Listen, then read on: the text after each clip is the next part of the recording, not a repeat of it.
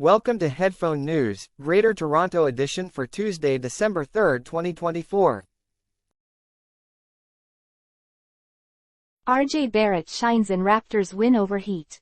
RJ Barrett had an outstanding game, scoring 37 points as the Toronto Raptors defeated the Miami Heat 119-116 at Scotiabank Arena in Toronto, Canada. This victory is Barrett's third consecutive game with over 30 points at home, showcasing his vital role in the team's success. The Raptors are looking forward to a promising season, especially with Barrett averaging 30.4 points per game at home. His recent performances are crucial for the Raptors' hopes of making the playoffs in the NBA. Barrett's strong showing also highlights his recovery from a shoulder injury that kept him out for the first 3 games of the season. The Raptors' success could lead to more fan involvement and potential financial benefits for the city of Toronto. Support for families in Canada. Wade Butter is a nearly 3-year-old boy who was diagnosed with cancer after a hospital visit in Cambridge, Ontario, Canada. His family needed expert medical care, which led to a 17-day stay at the Ronald McDonald House near McMaster Children's Hospital in Hamilton, Ontario. During this difficult time, the Ronald McDonald House Charities provided critical help. However, the organization found that last year, about 18,000 families used their services, but 80% of them could not find housing when they needed it. With only 16 specialty children's hospitals across Canada, 65% of families living outside these areas face long travel distances for medical care. To meet the increasing need for support, the charity plans to double its facilities over the next 5 years. Raising awareness and community help is essential for expanding these services, ensuring families can stay close to their children during treatment. Toronto Public Library issues apology for lost girl incident. The Toronto Public Library in Toronto, Canada, has apologized after an incident involving an 11-year-old girl named Esther Kinch. She was not allowed to use a phone to call her mom when she got lost.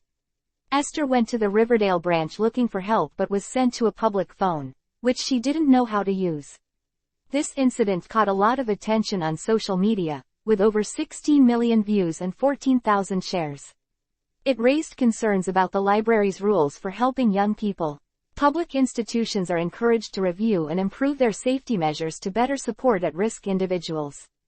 This situation highlights the importance of community safety and the expectation for public services to respond effectively in emergencies.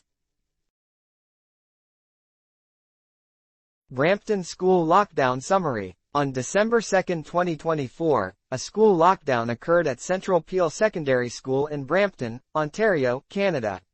The situation began when a student allegedly posted on social media, claiming to be armed with a dangerous weapon.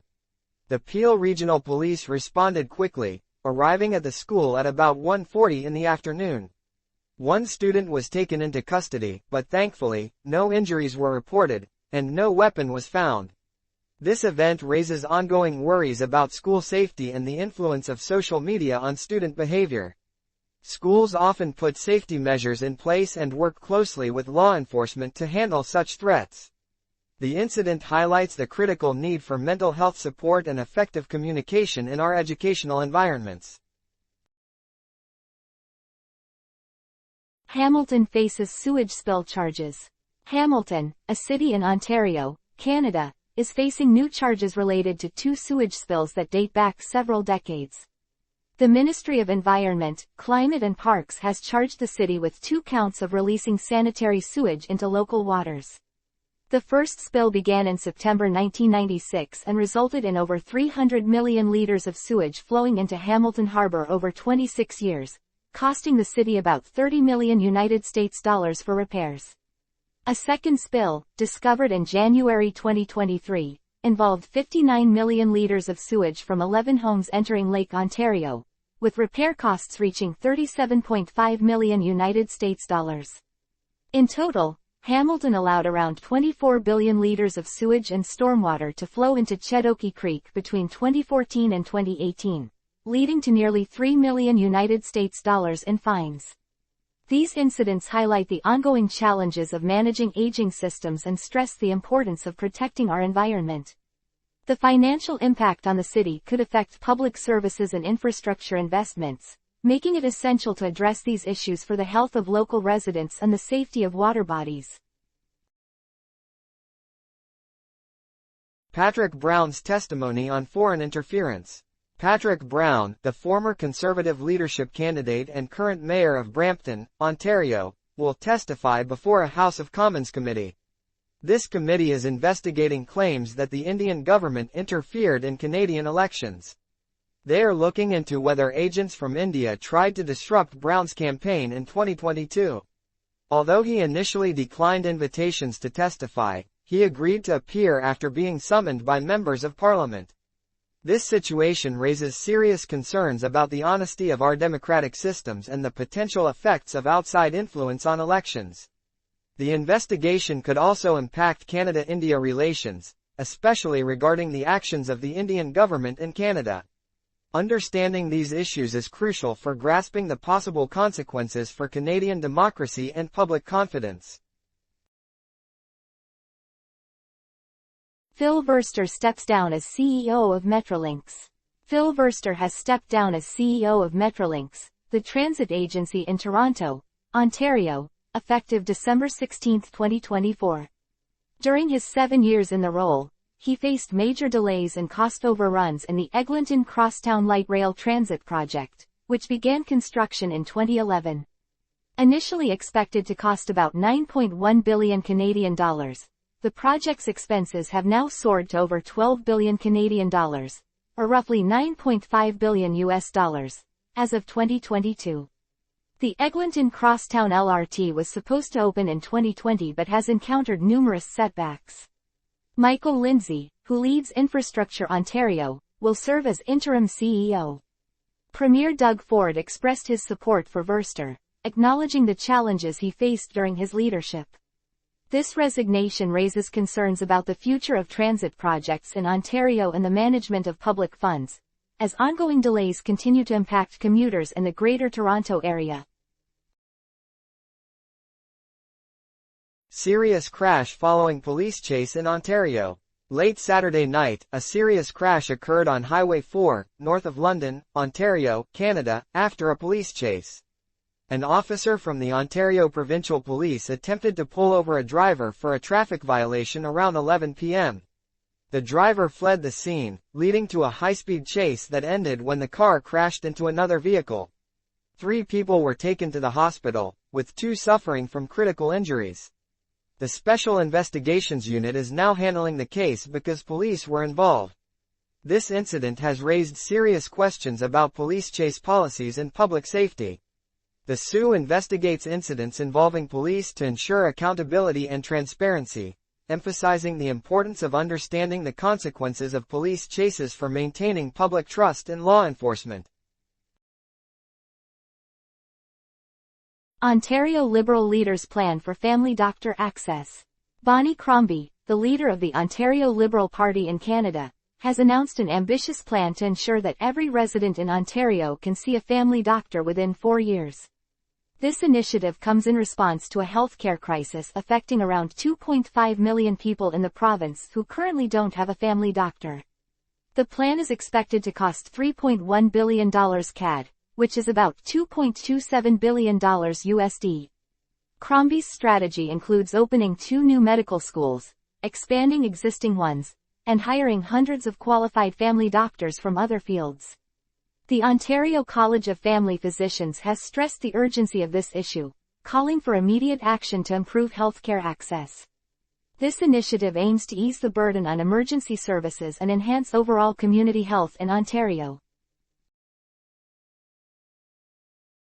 Impact of proposed e-bike ban on marginalized groups in Toronto. A report from the Toronto Transit Commission, or TTC, raises serious concerns about a proposed ban on electric bikes, or e-bikes, and scooters in Toronto, Canada. This ban is set to take place from November 15 to April 15 each year due to fire risks associated with lithium-ion batteries. The report reveals that people with low incomes and underserved communities will face significant challenges because of this ban. E-bikes are an affordable way for these individuals to commute, and the proposed restrictions could lead to income loss and less access to necessary services like healthcare and grocery stores. The TTC board has sent the report to its Racial Equity Office for further evaluation, aiming to understand the potential impacts on disadvantaged groups. This situation raises important questions about how to balance safety concerns with the economic realities faced by vulnerable communities. The consequences of this ban could also affect local economies and transportation policies in other urban areas. Matthews leads Maple Leafs to win against Blackhawks. Austin Matthews made a triumphant return from injury, scoring his first goal to help the Toronto Maple Leafs secure a 4-1 win over the Chicago Blackhawks. The game took place in Toronto, Canada, on December 2, 2024. With this victory, the Maple Leafs improved their record to 15 wins, 7 losses, and 2 overtime losses. John Tavares, Fraser Minton, and Matthew Knies also played key roles in the scoring, while Anthony Stolarz made 27 saves for the Blackhawks. Mitch Marner recorded 2 assists in his 600th regular season game. Matthews had missed 9 games due to an upper body injury and had traveled to Germany for treatment. His return is crucial for boosting the team's offensive power and overall spirit. This win enhances the Maple Leafs' chances for a successful season, while the Blackhawks are struggling with a 3-game losing streak. Understanding these dynamics is important for fans and stakeholders as the NHL season continues. Increased demand for food banks in Ontario. Food banks in Ontario, Canada, are overwhelmed by rising demand, struggling to provide enough services as more people seek help. Currently, about 1 million Ontarians rely on food banks, with an 80% increase in usage among renters. The Daily Bread Food Bank in Toronto now offers roughly 2.5 days' worth of food per visit, down from 3 days. Neil Hetherington, the CEO of Daily Bread, highlights that this crisis is driven by a lack of affordable housing and not enough government support. Over the past 7 years, Daily Bread has dramatically increased its meals served daily, from 35,000 to 200,000. Recent donations, including $216,000 linked to Taylor Swift's concert in Toronto, provide some assistance but don't tackle the root issues. Rising homelessness and economic pressures continue to worsen the situation, emphasizing the urgent need for significant changes to support vulnerable communities. That is all the news for today. Thank you for listening to today's Headphone News. News summary brought to you by AI.